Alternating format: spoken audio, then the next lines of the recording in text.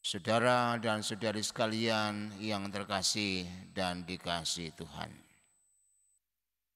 Hari ini adalah hari raya hati Yesus yang Maha Kudus. Kitab sucinya tentang domba yang tersesat dan hilang. Apa yang bisa kita maknai dengan hari raya berkaitan dengan kitab suci seperti ini? Mari kita mencoba melihatnya secara singkat. Yang pertama tentang domba.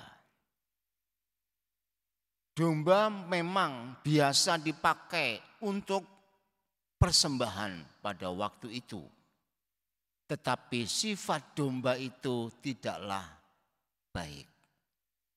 Pikiran domba itu selalu di perutnya. Jadi otak domba itu mikirnya di perut. Kalau lapar itu pasti teriak. Enggak ada domba yang lapar enggak teriak. Kalau kenyang itu tidur. Itu udah biasa begitu. Lapar teriak, kenyang tidur. Kalau sudah ketemu rumput, sudah terus makan begitu sampai tidak tahu di mana dia berada. Oleh karena itu domba itu pasti gemuk. Kalau kurus itu berarti domba yang jarang makan. Lalu dengan gemuk itu maka larinya itu tidak kencang. Karena larinya tidak kencang, ia diancam oleh binatang buas. Dan dagingnya begitu enak, maka binatang buas suka mengincar domba-domba ini. Maka lengkap. Sudah gemuk, larinya enggak cepat, gampang tersesat, langsung jelas terancam binatang buas. Sehingga dengan demikian domba itu pasti akan mudah mati. Atau kalau dikatakan cerita di sini adalah domba yang tersesat. Domba yang tersesat itu tidak mungkin bisa kembali. Bagaimana bisa kembali? Wong setiap domba itu selalu diincar oleh binatang buas. Maka kalau dikatakan domba itu tersesat berarti domba itu dipastikan mati. Sangat mustahil bisa hidup.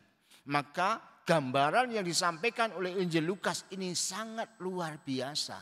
Menunjukkan bahwa domba yang tersesat itu adalah domba yang dipastikan mati. Mari kita lihat berikutnya yang kedua, gembala. Yang menarik adalah di sini tentang gembala. Sebab gembala sangat penting untuk menjamin keselamatan domba. Tanpa gembala maka domba-domba akan tercerai-berai karena sifatnya yang demikian.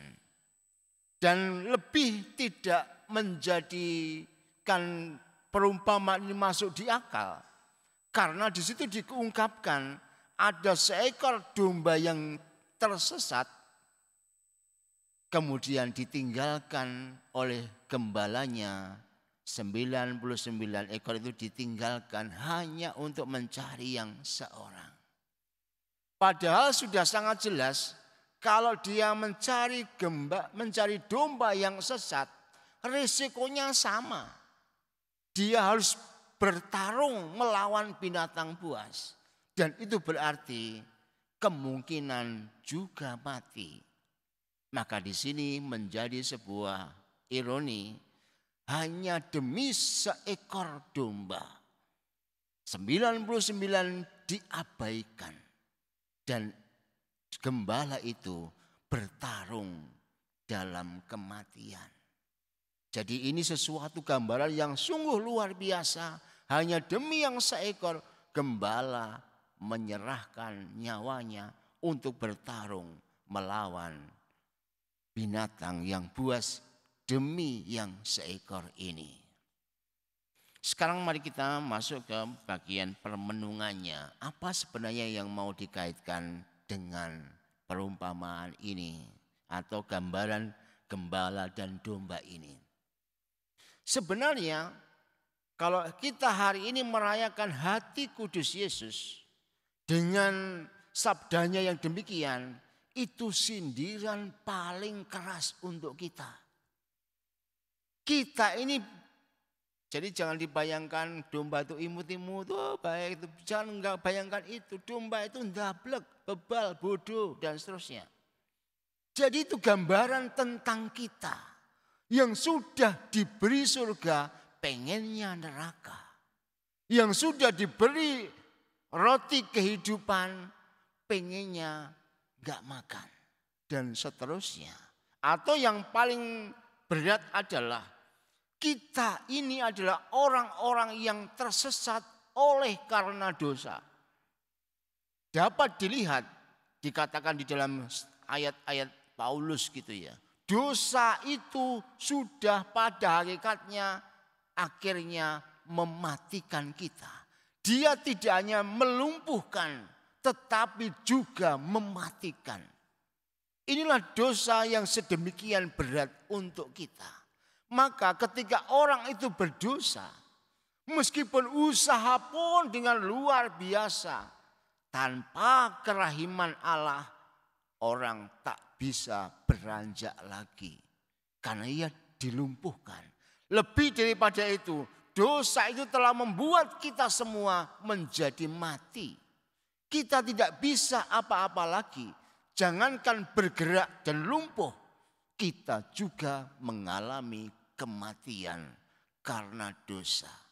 Tapi yang menarik di sini adalah justru karena kita yang tidak berharga tadi, seperti yang dikatakan oleh bacaan kedua pada hari ini. Kita yang berdosa, kita yang tidak menghargai surga, kita yang hilang. Tapi ternyata Tuhan Allah mau datang kepada kita sebagai seorang gembala yang membebaskan kita dengan taruhan nyawanya sendiri. Disinilah letak hati kudus Yesus yang luar biasa itu. Kita yang tidak punya arti apa-apa, bahkan sebenarnya kita ini mati. Maka dalam perumpamaan anak yang hilang itu sebenarnya anakmu, adikmu telah mati, sekarang hidup lagi. Maksudnya kemungkinan itu tidak terjadi hidup kita ini karena dosa.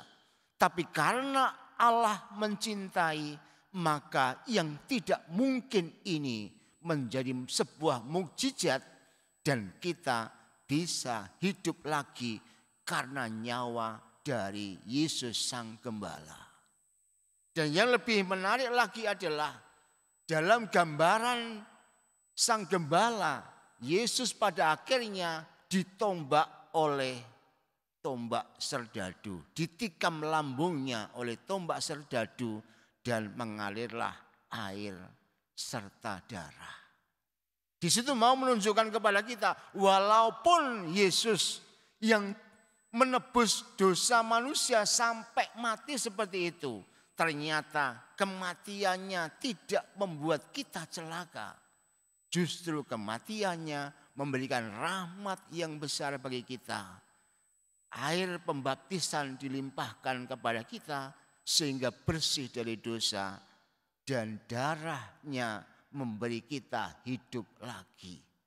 Dan kalau kita lihat dalam konteks perjanjian lama, perjanjian darah itu adalah perjanjian yang paling penting. Maka dulu umat Israel itu diperciki dengan darah, juga rumahnya diperciki dengan darah untuk menunjukkan keselamatan. Dan di sini berarti Tuhan berjanji lewat darah Yesus supaya kita diperciki dengan darahnya, sehingga kita menjadikan diri kita tidak lagi mati tetapi hidup. Tuhan berjanji melalui Yesus untuk menghidupkan kita. Oleh karena itu dalam konteks perayaan hati Yesus yang Maha Kudus, kita diajak untuk memandang Tuhan yang sungguh mengasihi kita, yang sebenarnya kita ini pantas untuk mati. Tapi justru Yesus mengalirkan air lambungnya supaya kita bersih dari dosa dan mengalirkan darahnya supaya kita bisa menjadi hidup. Mari bersyukur kepada Tuhan atas kelimpahan rahmat yang luar biasa ini, supaya dengan demikian pula kita semakin terpesona pada hati Yesus sendiri.